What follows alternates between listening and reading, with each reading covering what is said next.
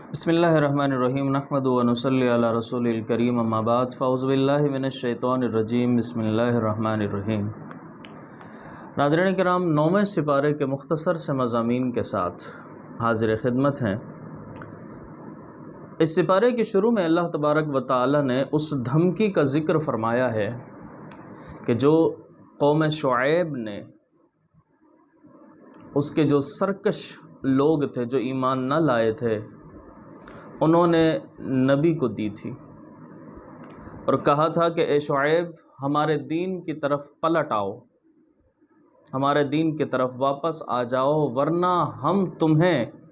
اور تمہارے پیروکاروں کو جلا وطن کر دیں گے، اپنی اس بستی سے نکال دیں گے ہم۔ حضرت شعیب علیہ السلام نے اس دھمکی کے بعد اللہ تبارک و تعالی سے دعا فرمائی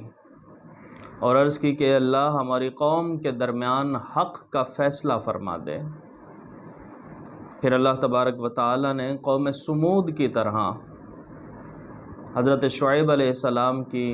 قوم پر عذاب نازل کیا اور نیست و نابود فرما دیا۔ پھر اگلی آیات میں اللہ تبارک و تعالی نے یہ بتایا کہ اگر وہ بستی والے ایمان لائے ہوتے اور تقوی اختیار کیے ہوئے ہوتے تو ہم انہیں زمین اور آسمان کی نعمتیں فراوانی سے عطا کرتے، کثیر تعداد میں ہم عطا کرتے ان کو، لیکن اللہ فرماتا ہے کہ انہوں نے تو حق کے انکار سے اپنے انجام کو بدتر بنا لیا، حق کا انکار کر دیا اور اسی لیے بدتر انجام کے اندر پڑ گئے وہ لوگ۔ پھر آگے اللہ تبارک و تعالی نے حضرت موسیٰ علیہ السلام کی بعثت فرعون اور اس کے پیروکاروں کا ذکر فرمایا۔ ان کو دعوت حق دی گئی، معجزات طلب کیے، معجزات بھی دکھائے گئے، معجزات کا اظہار بھی کیا گیا۔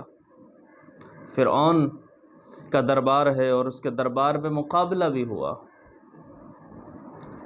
اپنا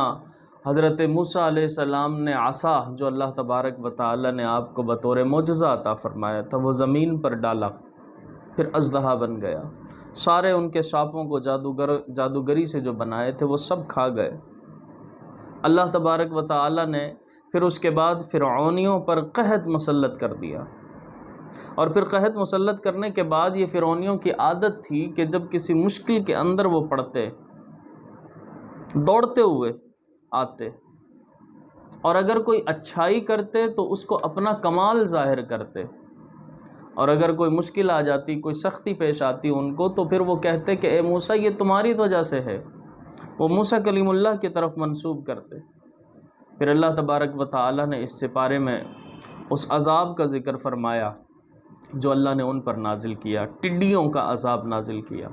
جوؤں کا عذاب نازل کیا، مینڈکوں کا عذاب نازل کیا، اور اسی طرح خون کا عذاب نازل کیا گیا ان پر۔ اللہ تبارک و تعالی نے پھر اگلی آیات کے اندر یہ بتایا کہ موسیٰ علیہ السلام کے پاس جب یہ عذاب آیا نا ان کی قوم پر، تو یہ لوگ بھاگتے ہوئے موسیٰ کے پاس آئے اور آ کر کہنے لگے کہ اے موسیٰ، اللہ سے دعا کریں، اللہ تعالی ہمیں نجات دے دے، اگر وہ نجات دے دے گا تو ہم ایمان لے آئیں گے اس کے اوپر۔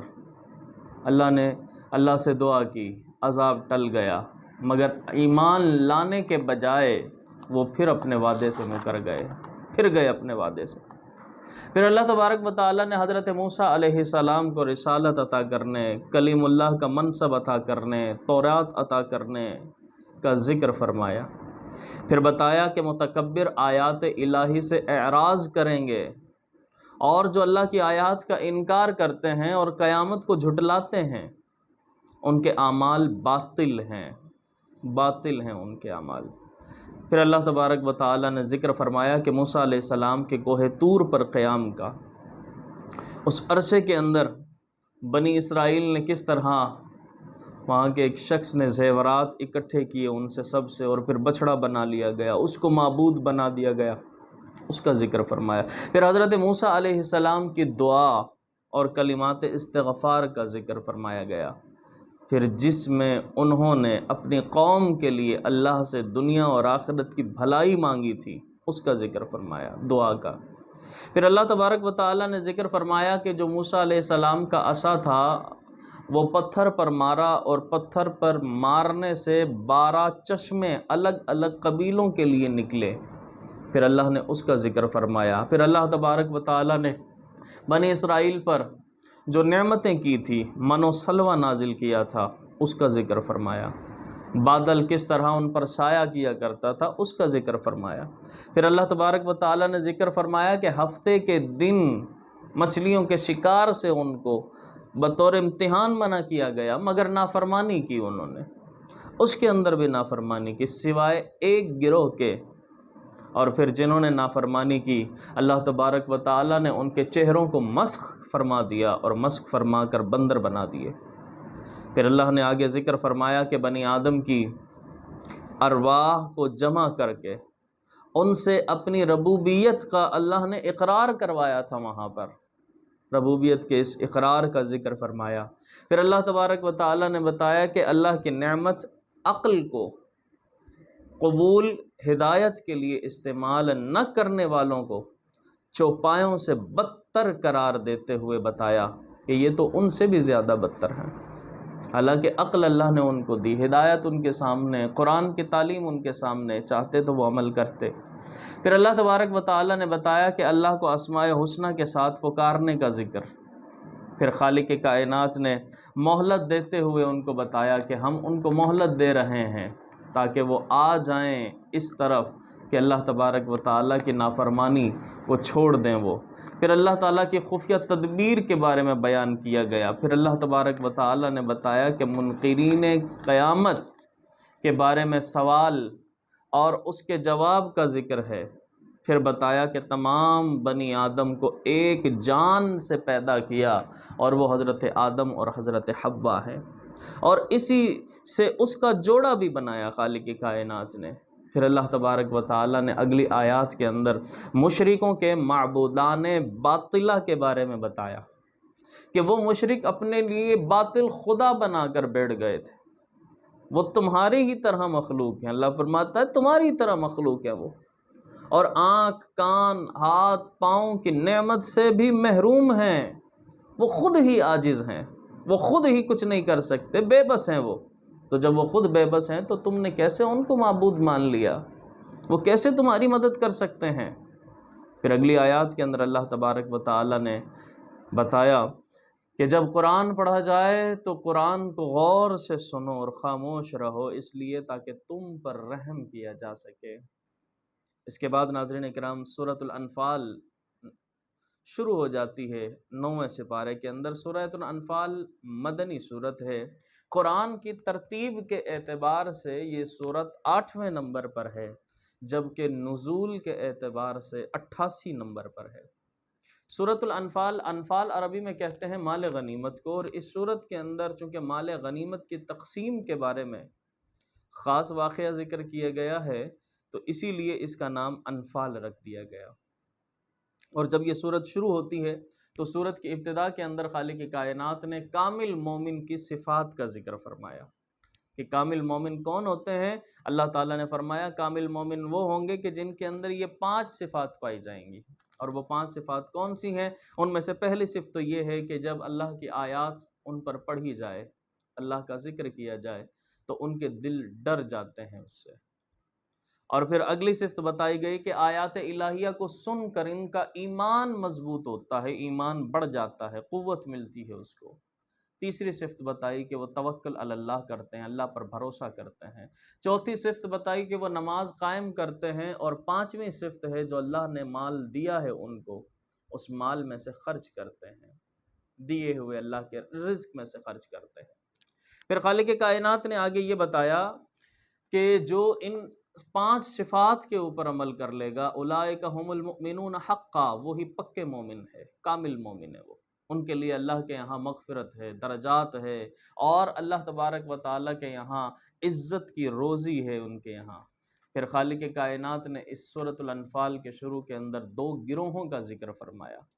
جو کہ ایک ابو سفیان کی قیادت میں تجارت کر کے شام سے واپس مکے لوٹ رہا تھا، اور دوسرا وہ گروہ تھا کہ جو مکے سے آ رہا تھا ابو جہل کی قیادت میں، جو کہ لشکر تھا،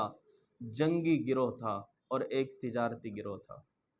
پھر اللہ تبارک و تعالی نے یہاں پر یہ بتایا کہ اللہ تبارک و تعالی چاہتا تھا کہ حق ظاہر ہو،